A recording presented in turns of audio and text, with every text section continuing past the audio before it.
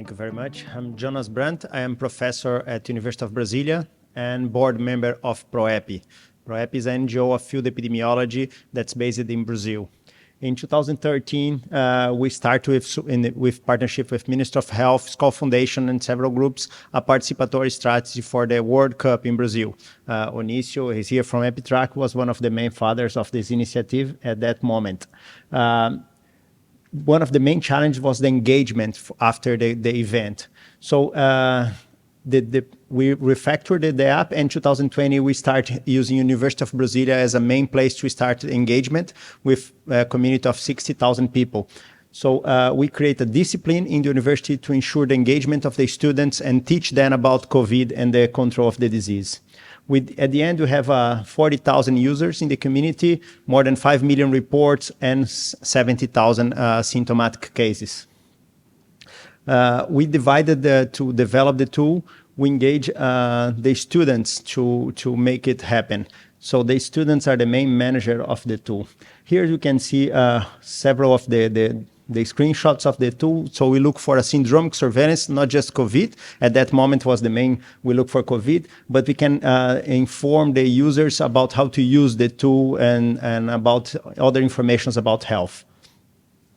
The main engagement team are students to decrease the cost of the app. So we have a surveillance team, communications, and IT. The surveillance do a weekly bulletin to inform the communications. The communications give the support to the users, and the IT try to solve the problems, all based on students in the university. Here are some maps where you can see the proportion of suspected cases in different regions, and they change the color from green to red. So the persons can see in their neighborhood how is the number of suspected cases in his community. So if you go deeper, you can increase the number of dots in their community. Here you can see the engagement through the semesters. One of the challenges in the vacations, after the semesters, the number of students decrease to a lower level. But anyway, we continue to receive around 2,000 reports every day. But in the main, during the semester, around 12,000 reports daily. Other than that, we can engage different institutions. So each institution can use the app in a different way. So you can see here some of the institutions that are using the app so they can track the disease internally in their community and engage their community to detect clusters.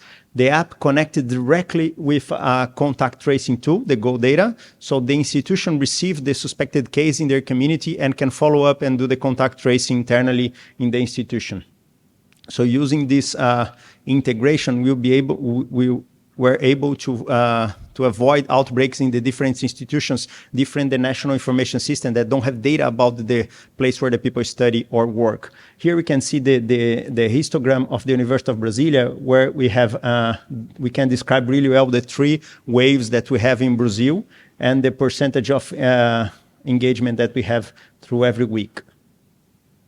So the connection, each institution has access to a dashboard where they can configure the app with their needs. So the information for the participants depends on the institution that they are engaged, and they can configure the different syndromes, which one they want to track in their institution.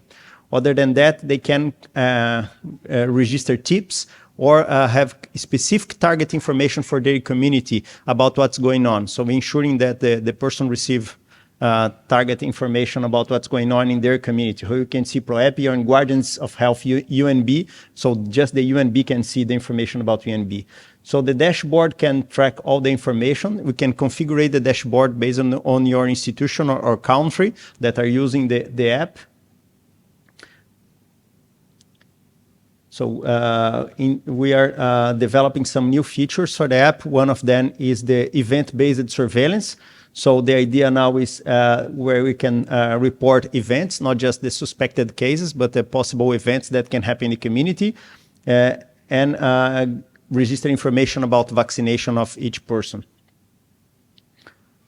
And we hope that in the future we include the other tools that is questions that we can send weekly. So not just the suspected cases, but we can have information about the cleanliness of the institution. So the information, they can target different areas of the university or the hospital about the cleanliness about that area. And And in the future, we hope that to include more quiz in the app, so that the gamification process to ensure more short videos and gamification, the event-based surveillance based on leadership in the community.